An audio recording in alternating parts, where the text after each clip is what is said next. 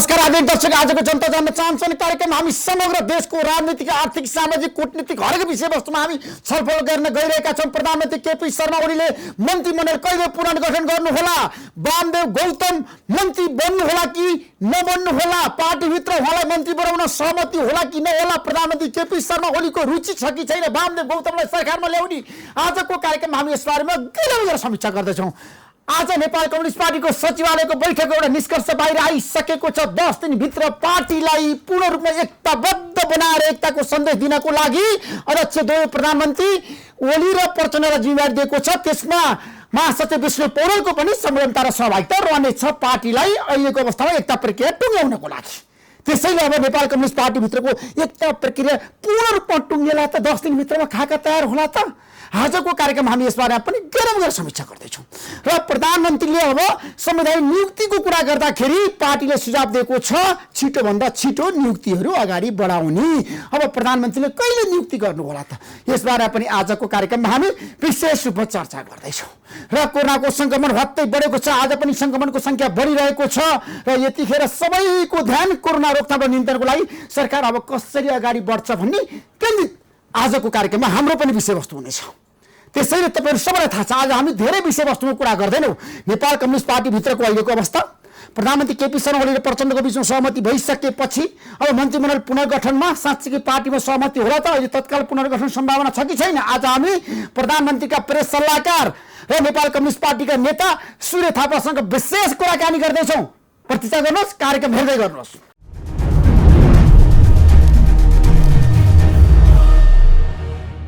हाम्रो बीचमा प्रधानमन्त्रीका प्रेस सल्लाहकार सूर्य थापा हुनुहुन्छ। सूर्य थापाजी, तपाईँलाई म जनता जान्न चाहन्छ कार्यक्रममा स्वागत गर्न चाहन्छु। धन्यवाद ऋषि। अब प्रधानमन्त्री केपी शर्मा ओलीले मन्त्रीमण्डल पुनर्गठन गर्नुहुन्छ गर्नु ठ्याक्कै भन्नुहोस्, नेपाली जनतालाई आज बताइदिनुहोस् तपाईँ। हाम्रो पार्टीको आज केन्द्रीय सचिवालयको बैठक सम्पन्न भयो। यो 68औं बैठक आज सम्पन्न भयो। 2 दिन अगाडि पेरिस डाँडामा यो बैठक सुरु भएको थियो, 2 दिनसम्म चल्यो। पेरिस डाँडामै भएको पहिलो दिनको बैठकमा पार्टीका तर्फबाट प्रस्तुत एजेन्डामा पहिलो एजेन्डा मन्त्री परिषदको पुनर्गठन थियो। त्यस एजेन्डामा सचिवालयका सबै सदस्यहरू, पार्टीका वरिष्ठ नेताहरू, पदाधिकारीहरू र सदस्यहरूको सल्लाह सुझाव परामर्श गर्ने काम प्रधानमन्त्रीज्यूले गर्नुभएको छ। यसको तपाईँ के अर्थ लाउनुहुन्छ? पुनर्गठन होला कि नहोला? तपाईँ भन्नुहोस्, पुनर्गठन कति सम्भावना कति असम्भव अहिलेको अवस्थामा? यो एजेन्डामा छलफल परामर्श गर्ने काम भइरहेको छ, प्रधानमन्त्रीज्यूले गर्नुभएको छ। यो शुद्ध प्रधानमन्त्रीज्यूले निर्णय लिने गर्ने काम हो, विषय हो, क्षेत्र हो, प्रधानमन्त्रीय पद्धति हो। तपाईँलाई त्यो थाहा छ। उहाँले पार्टीभित्र पार्टीका नेताहरू बीच कोर अफ लिडरसिपमा परामर्श गरिरहनु भएको छ, मूल्याङ्कनहरू गरिरहनु भएको छ, छलफलहरू जारी छन् र पुनर्गठन होला कि नहोला भन्दा पार्टीको संस्थागत छलफलको विषय भएपछि पुनर्गठन, हेरफेर, पुनः व्यवस्थापनका कामहरू हुन्छन् भन्ने त सोझो अर्थ होइन। हुन्छ, तर कहिले हुन्छ जनता जान्न चाहन्छ थापाजी, बताउनुहोस्। नीति अहिले नतोकौँ, यो प्रधानमन्त्रीज्यूले तोक्ने, प्रधानमन्त्रीज्यूले चाहिँ निर्णय लिने, प्रधानमन्त्रीज्यूले घोषणा गर्ने, प्रधानमन्त्रीज्यूको चाहिँ विशेषाधिकारको कुरो भएको हुनाले तपाईँले र मैले अहिले मिति नतोकौँ। होइन, त्यसो व्यापक रूपमा पुनर्गठन हुन्छ कि 2-4 जनालाई हटाइन्छ, 4-5 जनालाई इन्ट्री गरिन्छ? के हुन्छ? आवश्यकता चाहना के छ? आवश्यकता अनुसारको पुनर्गठनका निम्ति प्रधानमन्त्रीज्यूले छलफल पार्टीमा गराइरहनु भएको छ।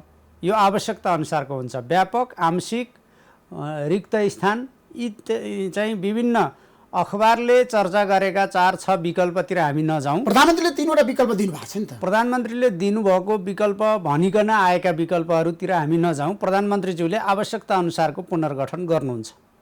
आवश्यकता अनुसारको पुनर्गठन गर्नुहुन्छ प्रधानमन्त्री? हुन्छ। त्यसो वामदेव गौतमलाई भने सरकारमा ल्याउनुहुन्छ, त्यो सम्भावना कति छ? अहिले को मन्त्री चर्चा छ नि त वामदेव गौतमको? को मन्त्री बन्नुहुन्छ, को मन्त्री बन्नुहुन्न, मैले अघि पनि भने यो प्रधानमन्त्रीज्यूले परामर्श सबै नेताहरूसँग गरिरहनु भएको छ, सुझाव लिइरहनु भएको छ, आफ्नो कोर अफ लिडरसिपसँग परामर्श भइरहेको छ। नेताहरू चाहिँ संविधान बमोजिम, कानुन बमोजिम इलिजिबल योग्य सक्षम नेताहरू मध्ये जो प्रतिनिधि सभाको सङ्घीय संसदको सदस्यहरू हुनुहुन्छ उहाँहरू मन्त्री बन्न सक्नुहोला। अरू विभिन्न विषयहरू छलफल छन् भने तपाईँले भने जस्तो वामदेव कमरेडको वा अरू कमरेडहरू नारायण काजी श्रेष्ठको सम्भावना कति छ, वामदेवको कति छ बताउनुहोस् न त। सङ्घीय संसदको सदस्य भइसकेपछि सम्भावना नहुने सङ्घीय कुरा भएन। संसद भइसकेपछि मन्त्री बन्न सक्छन्। सम्भावना त्यो रह्यो। धारा 76ले त्यो भन्छ। धारा 78ले चाहिँ अर्को चाहिँ कुरा पनि अरू जेसुकै कुरा लेखिएको भए पनि यसो गर्न मिल्दैन पनि भनेको छ। यो संवैधानिक व्याख्याको विषय भएको हुनाले अब यसमा यो सर्वोच्च अदालतमा रिट पनि परेका छन्। ती रिटहरूका बारेमा सर्वोच्च अदालतले व्याख्या गर्ला। यो त संवैधानिक व्याख्याको पनि त विषय होला। यी सबै कुराहरूको टुङ्गो लागिसकेपछि चाहिँ संविधान कानुन बमोजिम होइन, प्रधानमन्त्रीको रुचि वामदेव गौतमलाई सरकारमा ल्याउने हो कि होइन? किनभने तपाईँ त प्रधानमन्त्रीको सल्लाहकार हो नि त सूर्य थापाजी। मेरो प्रश्न त्यहाँनिर प्रधानमन्त्रीज्यूको लाइक र डिसलाइकको बारेमा त म अहिले तपाईँलाई कसरी भन्नु र? प्रधानमन्त्रीज्यूले कुन व्यक्ति चाहनुहुन्छ कुन व्यक्ति चाहनुहुन्न। उहाँ अध्यक्ष हुनुहुन्छ वामदेव कमरेड, उपाध्यक्ष हुनुहुन्छ नारायण काजी कमरेड, प्रवक्ता हुनुहुन्छ। त्यस हिसाबले कोर अफ लिडरसिपका पदाधिकारीहरू हो उहाँहरू। त्यसो भएर चाहनुहुन्छ कि चाहनुहुन्न भन्ने कुरा प्रधानमन्त्रीको ज्यूको चाहना त मैले भन्न सक्दिनँ। अहिलेको आवश्यकता हो वामदेव गौतम सरकारमा? त्यो प्रधानमन्त्रीज्यूले मूल्याङ्कन गर्नुहुन्छ। प्रधानमन्त्रीज्यूले आवश्यकता महसुस भयो भने पार्टीसँग सल्लाह समन्वय गरेर लिनुपर्नेलाई लिनुहुन्छ, विदा गर्नुपर्नेलाई विदा गर्नुहुन्छ। पुनर्गठन भने त त्यही हो नि त।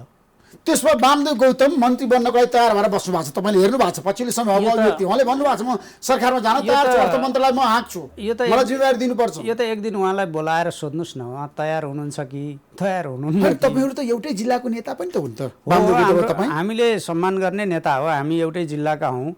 तर उहाँ मन्त्री बन्नका निम्ति तयार भइहाल्नु भएको छ कि छैन कि त त्यो त म अहिले भन्न सकिनँ। उहाँको मेरो कुरा भएको छैन त्यस बारेमा। होइन, तपाईँ र वामदेव गौतमको कुरा भएको छैन? यस विषयमा कुरा भएको छैन।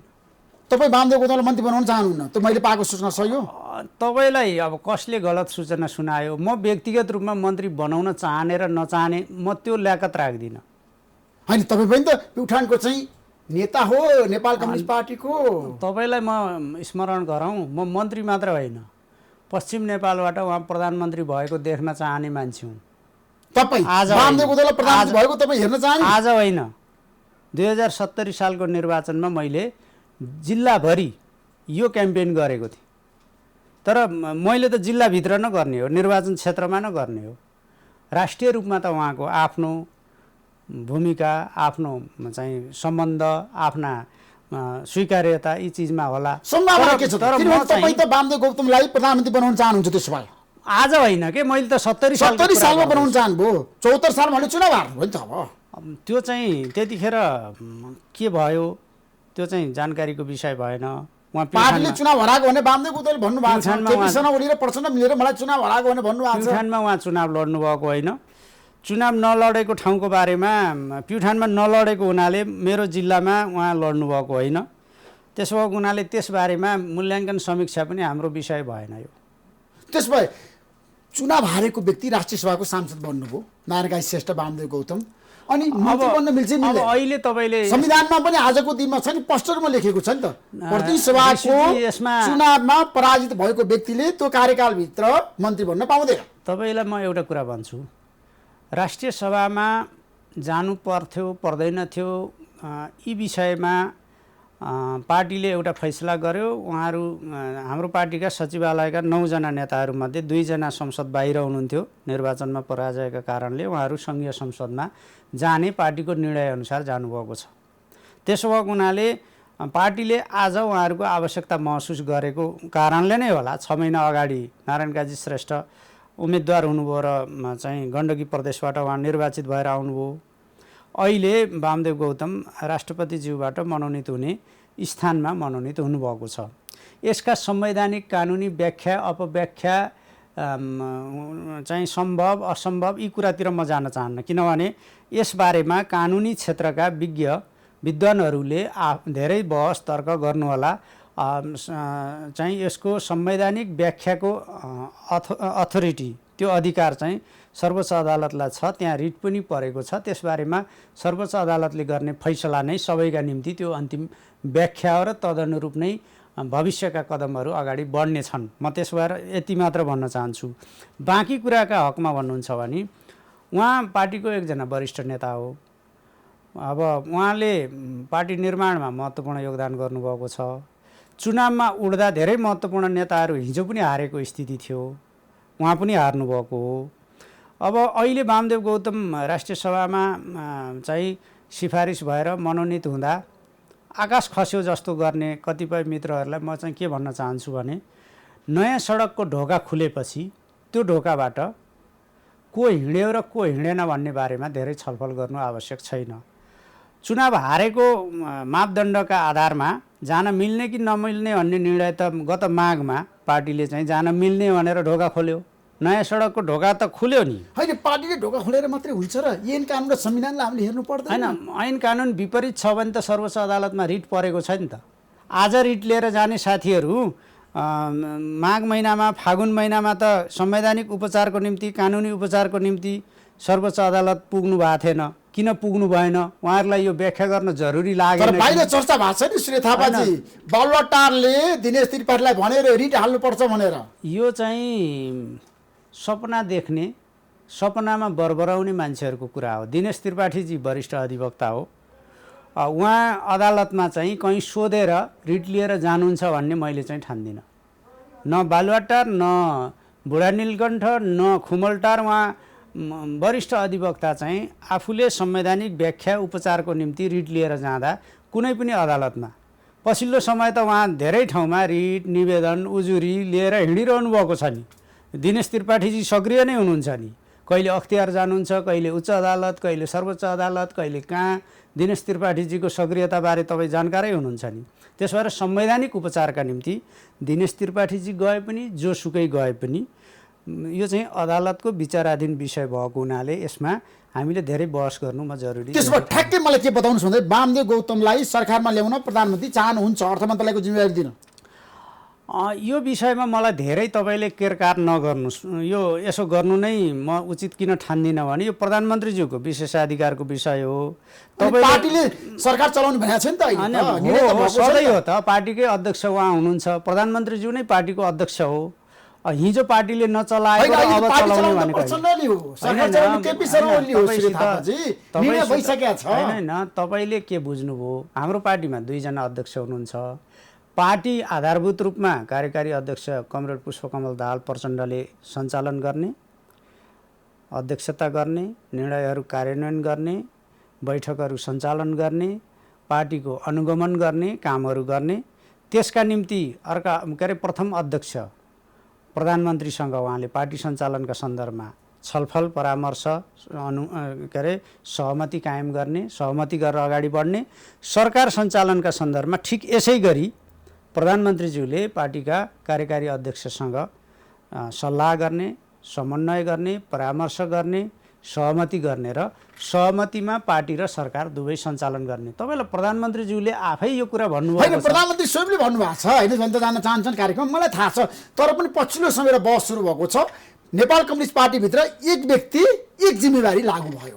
यो होइन, ठ्याक्कै यो गलत हो कि होइन? यो गलत। अहिले कसरी गलत भन्नुहुन्छ? अहिले सुन्नुहोस्, तपाईँलाई म माधव नेपालले मसँग भन्नु, अब पार्टी चलाउने भनेको प्रचण्डले केपी शर्माले चलाउने हैन। म तपाईँलाई प्रश्न हुन्छु, एकछिन अलि शान्त भएर सुन्नुहोस्।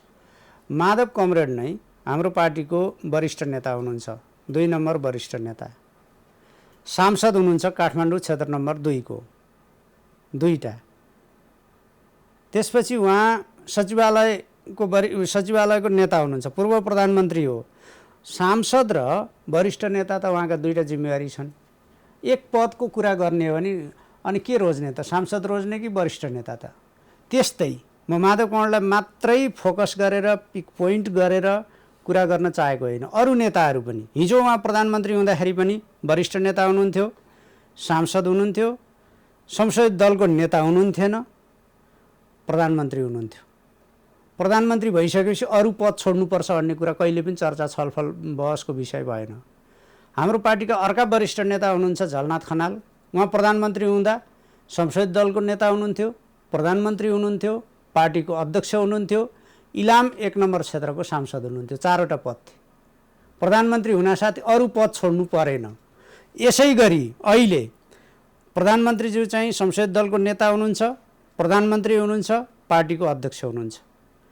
हाम्रो कार्यकारी अध्यक्ष कमरेड चाहिँ प्रधानमन्त्री भइसकेको व्यक्ति हो, पार्टीको कार्यकारी अध्यक्ष हुनुहुन्छ, चितवन जिल्लाबाट प्रतिनिधि सभाको सदस्य हुनुहुन्छ, पद दुईटा छन्। तपाईँले जसरी तर्क गरिरहनु भएको छ यो कुरा मान्न अरू तयार हुनुहुन्न, प्रचण्ड पनि तयार हुनुहुन्न, माधव नेपाल पनि तयार हुनुहुन्न। अहिले भन्नुभएको छ अब पार्टी प्रचण्डले कमान्ड गर्ने हो, सुन्नुहोस् न, उहाँको नेतृत्वमा पार्टी अगाडि बढ्ने हो। सुन्नुहोस् न, बुझाइ सबैका आफ्ना आफ्ना हुन्, बुझ्न त पाइयो नि। हामीले बुझ्ने पछिल्लो कुरा के हो भन्नुहुन्छ भने कमरेड पार्टीका महासचिव कमरेड विष्णु पौडेलको संयोजकत्वमा 6 सदस्यीय कार्यदल बन्यो।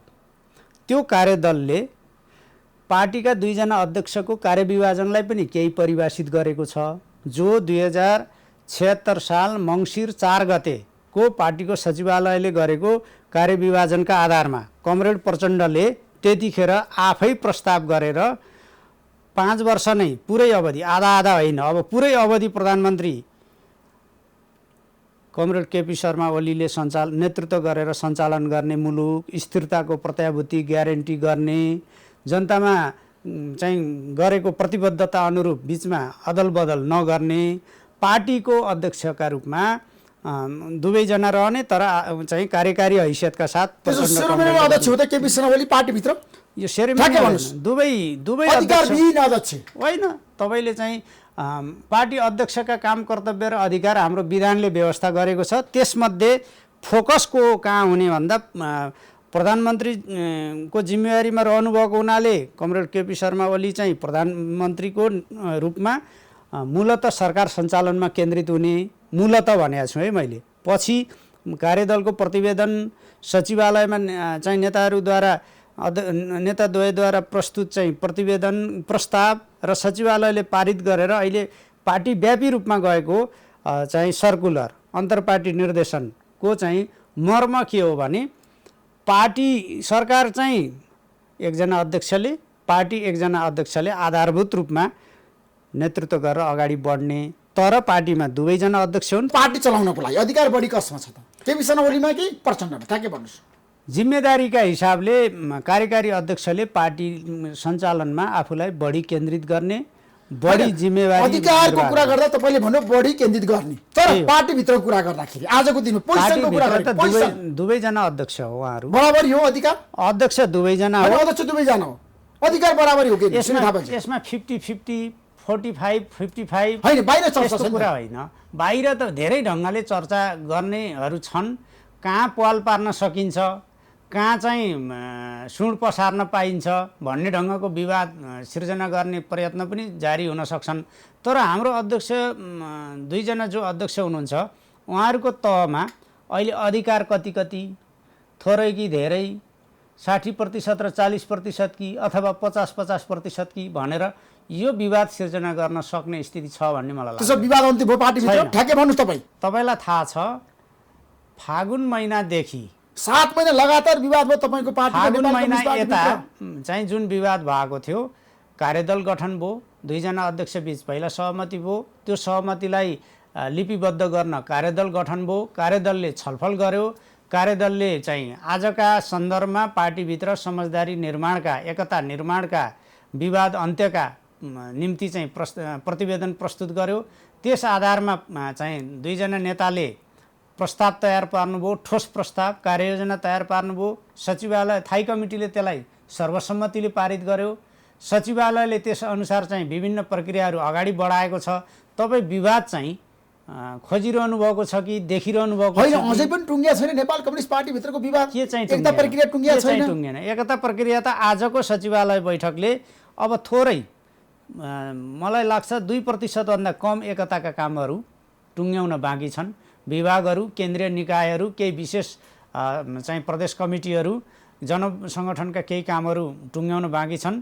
पहिले स्थायी कमिटीले 15 दिनको भित्र गरिसक्ने भनेको थियो, पछि केन्द्रीय कमिटीले पनि 15 दिनभित्र टुङ्ग्याउने भनेको थियो।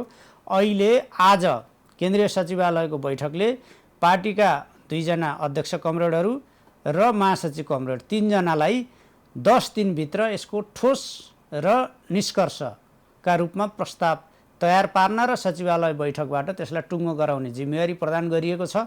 मलाई लाग्छ अब यो विवाद चाहिँ धेरै दिन बाँकी रहन्न। त्यसमा एकता प्रक्रिया टुङ्गिन्छ अब। एकताका बाँकी काम 10 दिनभित्र टुङ्ग्याउने गरी ठोस प्रस्ताव उहाँहरूले तयार गर्ने जिम्मेवारी पाइसक्नुभयो। त्यसो भए महाधिवेशन हुन्छ चैतमा नेकपा लाग्छ?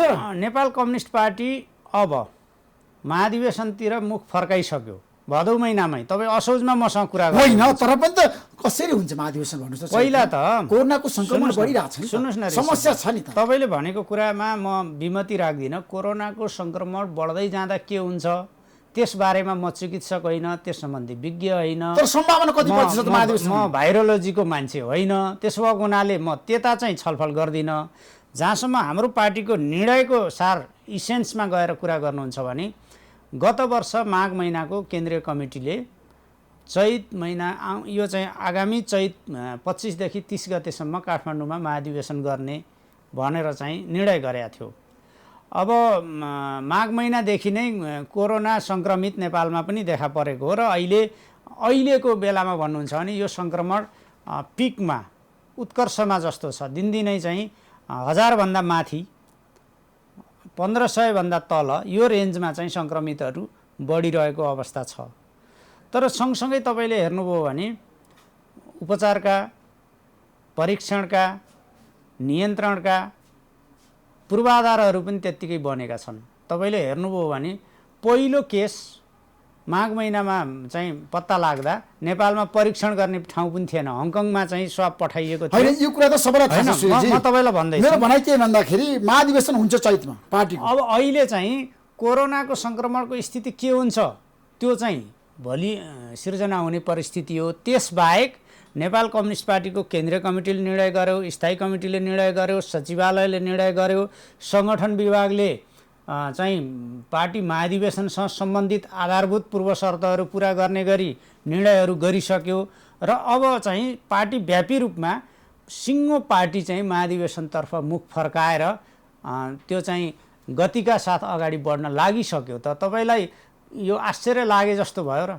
त्यसमा नेतृत्व र नीतिको कुरा गर्दाखेरि मदन भण्डारीको बहुदलीय जनवाद पार्टीको आधिकारिक नीति हो अब आगामी महाधिवेशनमा ठ्याक्कै भन्नुहोस् त। त्यसका निम्ति तपाईँ अलि हतार गर्नुभयो। होइन, बस त सुरु हुने बेला भएन, 6-7 महिना बाँकी छ। तपाईँलाई जानकारी छ ऋषिजी, घडीमा दुईटै सुई 12मा पुग्यो भने 12 बज्छ होइन? 12 बज्ने कुरा चाहिँ तपाईँले 11 बजे नै 12 बजोस् भन्ने चाहनुभयो भने बज्दैन। वैचारिक बस सुरु हुने बेला भएन अब? वैचारिक बहसका निम्ति कम्तीमा पनि अहिले महाधिवेशनतर्फ जाने निर्णय त्यो प्रस्थान बिन्दुका साथ पार्टी अगाडि बढेको छ। आगामी कार्तिक महिनामा पार्टीको केन्द्रीय कमिटीको बैठक बस्ने मिति पनि तय भइसकेको छ। त्यो केन्द्रीय कमिटीको बैठकसम्ममा सदस्यताको अभिलेख तयार गर्ने, नवीकरण गर्ने, चुस्त दुरुस्त गर्ने, रुजु गर्ने, सदस्यताका कुनै विवाद आइपर्यो भने समाधान गर्ने, वैचारिक प्रश्नहरू पनि कसरी अगाडि बढ्ने भन्ने बारेमा नेताहरूका बिचमा विभिन्न तहमा छलफल हुने र महाधिवेशनका पूर्वाधारहरू तयार गर्ने काम त्यो केन्द्रीय कमिटी बैठकले गर्छ। कार्तिक महिना आउन 15 गते आउन त अझै बाँकी छ नि त। तपाईँ हामी असोजको पनि 6 गते आज कुरा गर्दैछौँ। त्यसो भएको हुनाले अलिक छिटो प्रश्न गर्नु तपाईँले। एकता महाधिवेशन पछि अध्यक्ष को बन्नुहुन्छ, प्रचण्ड कि केपी शर्मा ओली?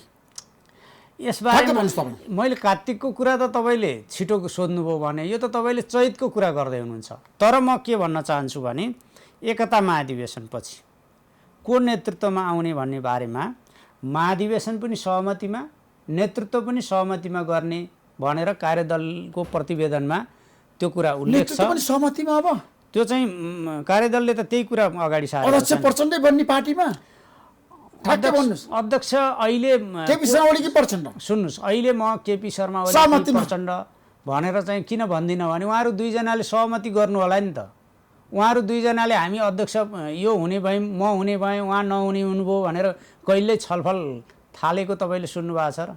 केपी शर्मा ओलीको सम्भावना के छ एकता महाधिवेशनपछि अध्यक्ष बन्ने राजनीतिमा? मैले अहिले उहाँको बारेमा भन्नु चाहिँ किन ठिक होइन भने सहमतिका साथमा जाने हो भन्दाखेरि हामीले हिजोदेखि नै जोड दिने गरेको दुईजना अध्यक्षको सहमतिको प्रस्थान बिन्दु हो। त्यस आधारमा पार्टीव्यापी सहमतिका अरू कोर्स अगाडि बढ्छन्। सहमति निर्माणका निम्ति दुईजना अध्यक्ष बसेर छलफल गर्नुहोला, विषयवस्तुमा चाहिँ विषय केन्द्रित भएर छलफल गर्नुहोला। महाधिवेशनको अध्यक्ष कहिले बन्ने, को व्यक्ति बन्ने भन्ने कुरा 11th आवरको विषय हो। महाधिवेशनमा उनी फेरि पनि अध्यक्ष बन्ने सम्भावना छ। महाधिवेशनको पनि 11th आवर भनेको चैतको 30 गते को चाहिँ प्रश्न तपाईँले आज असोज 6 गते मलाई सोध्दै हुनुहुन्छ। यो अलि घडीभन्दा चलाक भयो क्या यो प्रश्न चाहिँ। कुलमान घिसिङलाई दोहोऱ्याउन प्रधानमन्त्री तयार हो अब विद्युत प्राधिकरणमा ल्याउनको लागि? बाहिर बहस सुरु भएको छ। बाहिर बहस, जुलुस, गालीगलौज, अपमान, निन्दा यी के भइरहेका छन् भन्नेतिर म जान चाहन्न। मैले यति मात्र भन्न चाहन्छु, कुलमान घिसिङजीको विषय अहिले व्यक्तिगत रूपमा त्यसरी विचाराधीन छैन। उहाँ 4 वर्षका निम्ति सरकारले नियुक्त गरेको कार्य सम्पादन सम्झौता अनुसार उहाँले 4 वर्षसम्म काम गर्नुभयो। त्यो कुलमानजीको कार्ययोजना होइन, सरकारले उहाँसँग गरेको, उहाँले सरकारसँग गरेको कार्य सम्पादन सम्झौता अनुसार उहाँले काम गर्नुभयो। लोड सेडिङ अन्त्य गर्नुपर्छ भनेर प्रधानमन्त्रीले अघिल्लो कार्यकालमा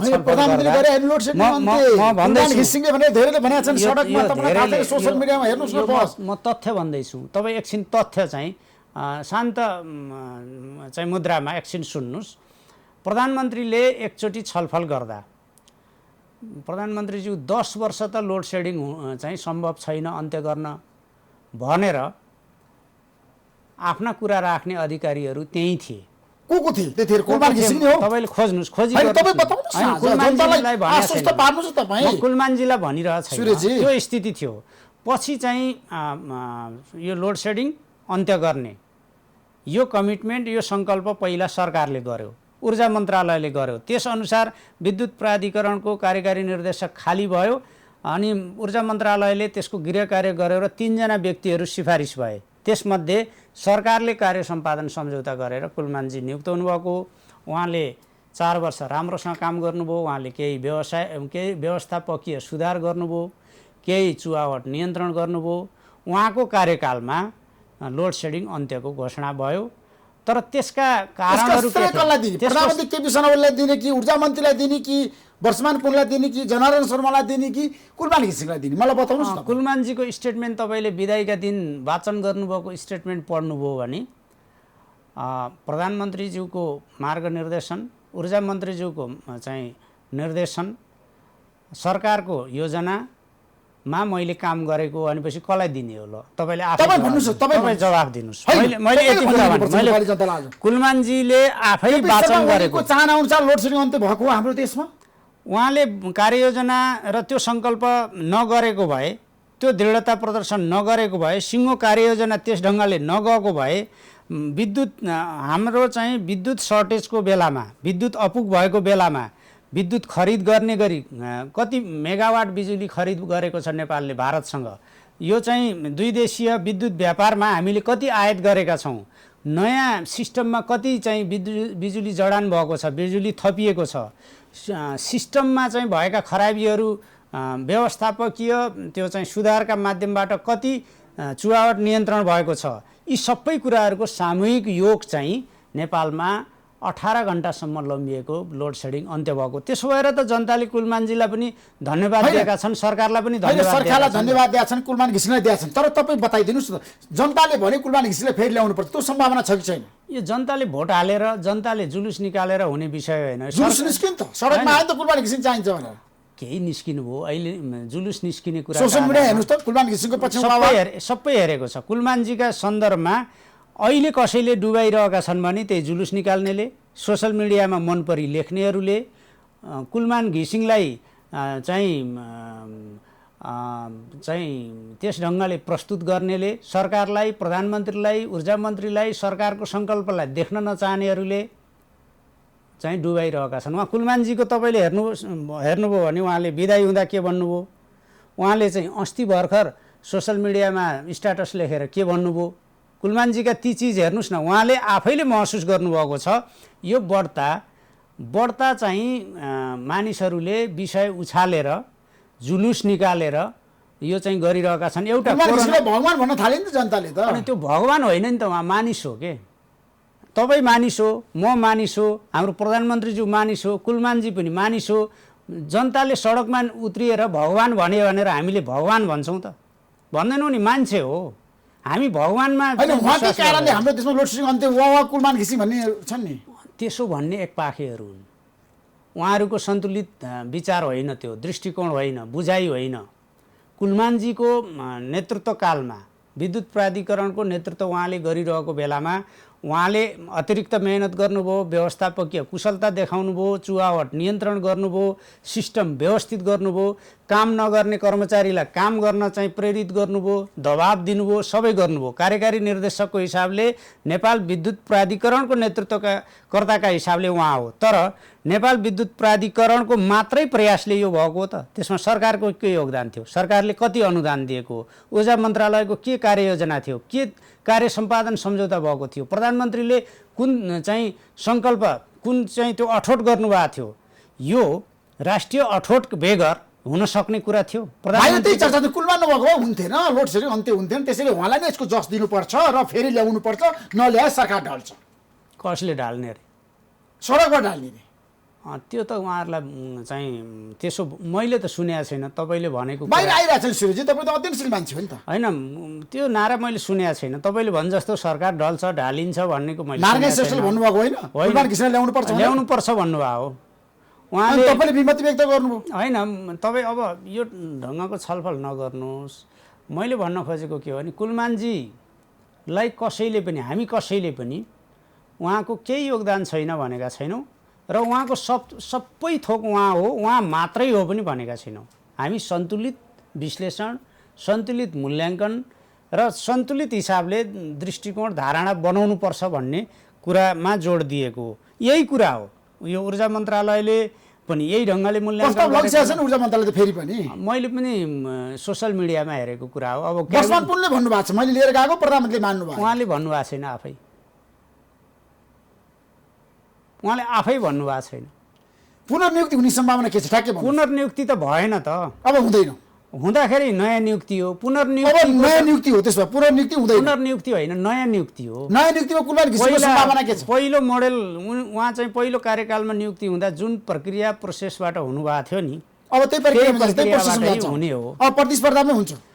प्रतिस्पर्धा विद्युत प्राधिकरणमा नियुक्तिको आफ्नो मोडेल छ। हामी कहाँ प्रतिस्पर्धाको पनि छ। नयाँ नियुक्तिका विभिन्न थरी मोडेल छन्।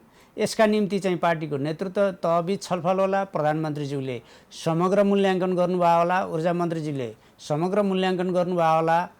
यो विषय त सरकारले उहाँको कामलाई पनि देखेकै छ। 4 वर्षको उहाँलाई चाहिँ धन्यवाद पनि दिएको छ। भएको प्रगतिका निम्ति कुलमानजीलाई कसले अपमान गरेको छ? कसले होइन भनेको छ र? कुलमानजीले पनि सुरुमा पुरस्कृत गर्ने, फेरि 4 वर्षलाई ल्याउने कि नल्याउने?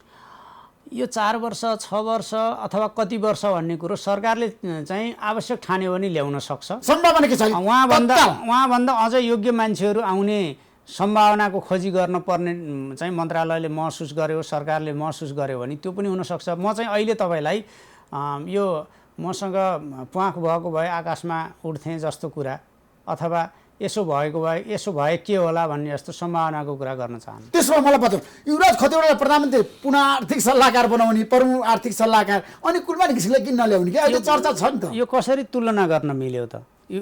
डाक्टर युवराज खतिवडा प्रधानमन्त्रीज्यूको सचिवालयमा विशेष आर्थिक सल्लाहकार नियुक्त हुनुभयो। प्रधानमन्त्रीज्यूले आफूले पत्याएको, आफूलाई उचित लागेको, आफूलाई त्यो विशेषज्ञता चाहिएको व्यक्तिलाई नै लिने हो। उहाँले त्यही नियुक्त गर्नुभयो। बिचौलियाहरू नियुक्ति हुने भनेर भन्छन् मान्छेहरू, कुलमान नआउने। बिचौलिया को बिचौलियाको कुरा गर्नुभयो तपाईँले?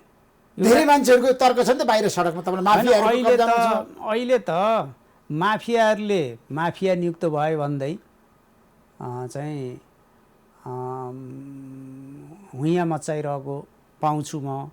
बिचौलियाहरूले सबभन्दा बढी बिचौलियाको कुरा गरेको सुन्छु।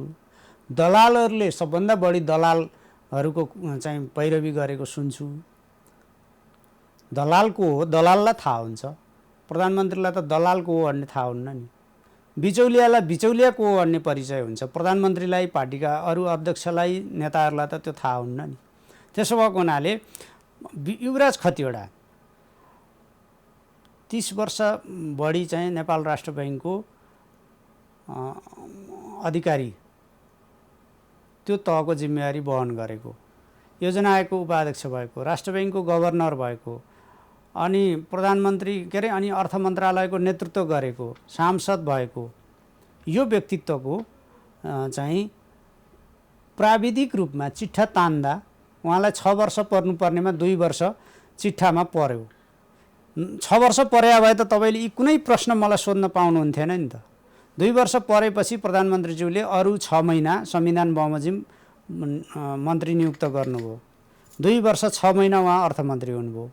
अब फेरि सांसद नहुँदा उहाँ अर्थमन्त्री हुने स्थिति भएन, तर उहाँको विशेषज्ञता, उहाँको परामर्श, उहाँको सल्लाह मलाई जरुरी छ। 5 वर्ष सरकार सञ्चालनमै उहाँको यो चाहिँ विशेषज्ञता मलाई जरुरी छ भनेर उहाँले आफ्नो विशेष आर्थिक सल्लाहकार नियुक्त गर्नुभयो।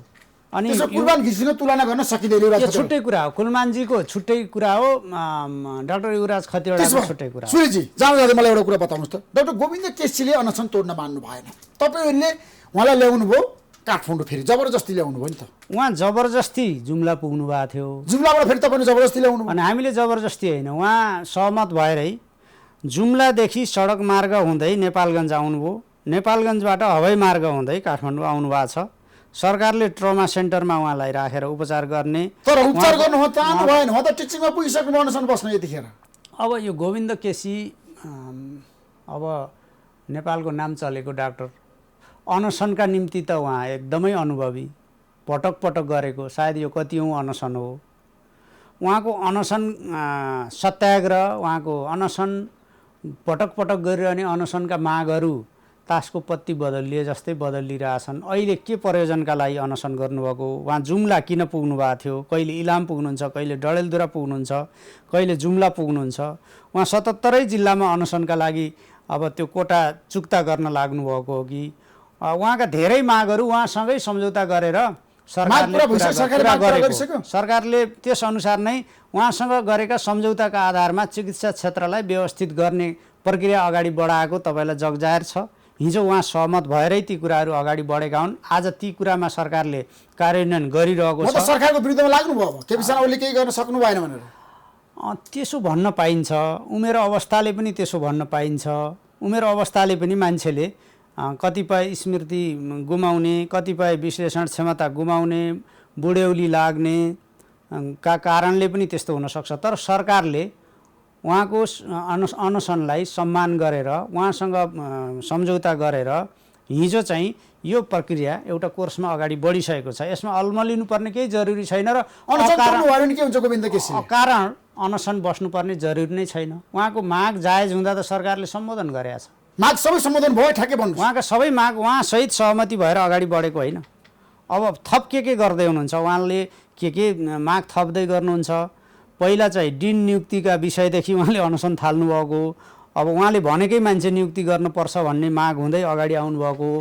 आज उहाँले चाहिँ कुन बिन्दुमा फेरि अनसन थाल्नुभएको, जुम्लामा अनसन थाल्नुभएको हुनाले उहाँका मागहरू व्यक्तिगत रूपमा मैले चाहिँ हेर्न पाएको छैन। कति जायज, कति चाहिँ जिद्दी छन्, यी विषय चाहिँ हेर्न बाँकी छ। Thank you so much Shri थापाजी, धन्यवाद। महत्त्वपूर्ण समय दिनु तपाईँलाई धेरै धेरै धन्यवाद। हस्, नमस्कार। धन्यवाद। म केही समय विश्रामपछि पुनः आउनेछु। प्रतीक्षा गर्नुहोस्, कार्यक्रम हेर्दै गर्नुहोस्।